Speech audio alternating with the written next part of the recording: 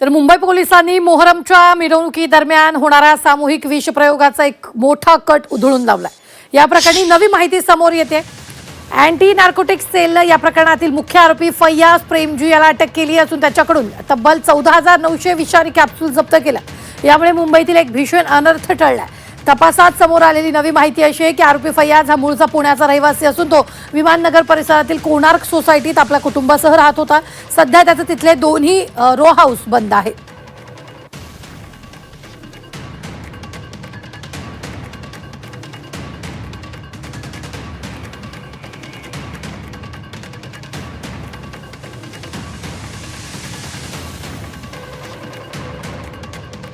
फैयाज प्रेमजी जो आहे तो पुण्यातील याच ठिकाणी राहत होता। विमाननगर परिसरातला हा त्याचा बंगला आहे। याच ठिकाणी त्याचे वडील आणि तो राहत होता। मात्र काही दिवसांपासून हे दोन घरं जे आहेत ते बंद आहेत आणि त्याचे जे कुटुंब आहेत त्या कुटुंबांसोबत फैयाज प्रेमजी आहे तो गेल्या अनेक वर्षांपासून पुण्यातील याच परिसरामध्ये विमाननगर परिसरातल्या या सोसायटीमध्ये राहत असल्याची माहिती होती। मात्र काल ज्या पद्धतीने त्यांनी मोहरमच्या उरूसमध्ये गोळ्या वाटून विष प्रयोग करण्याचा प्रयत्न केला होता आणि त्यानंतर त्याला मुंबई पोलिसांनी ताब्यात घेतलेला आहे।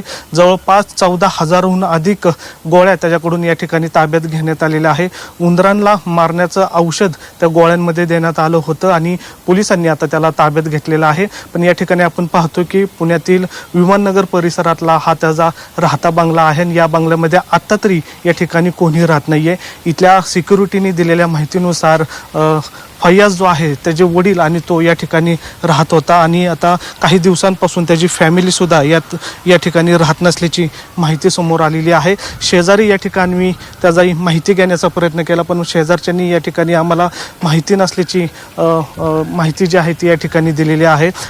पुण्यातला हा अतिशय प्रसिद्ध असलेला विमाननगर परिसरातली ही सोसायटी आहे आणि या सोसायटीमध्ये त्याचे हे दोन फ्लॅट आहेत। एका गृहामध्ये तो राहत होता आणि एक दुसरा फ्लॅट आहे तो पण सुद्धा या ठिकाणी बंद आहे। तिथे त्याचे वडील राहत होते। मात्र काही दिवसांपासून या दोन्ही फॅमिली जी आहेत ती इथं राहत नसल्याची माहिती जी आहे ती इथल्या सिक्युरिटीने दिलेली आहे। व्हिडिओ जर्नलिस्ट विकी कांबळेसह निलेश करमरे, झी मीडिया, पुणे।